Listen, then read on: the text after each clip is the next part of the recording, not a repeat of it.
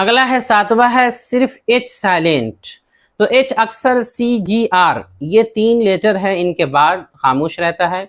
इसी तरह जो प्रोनाउन होते हैं तमाम अक्सर जो है उनके अंदर प्रोनाउंस के अंदर भी ज़मीरों के अंदर भी एच आए तो साइलेंट रहता है। इसी तरह डब्ल्यू एच फैमिली में भी अक्सर जगह एच साइलेंट रहता है। और भी कुछ अल्फाज हैं इनके अलावा जिनका कोई कायदा नहीं है। जैसे मिसाल देख लेते हैं सबकी, स्कूल एच है नहीं पढ़ रहे हैं, स्कूल मदरसा।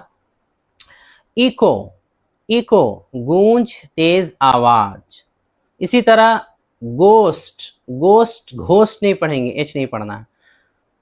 भूत शैतान वगैरह का माना लेते हैं। रिदम, रिदम यहाँ भी एच है नहीं पढ़ेंगे। वजन ताल।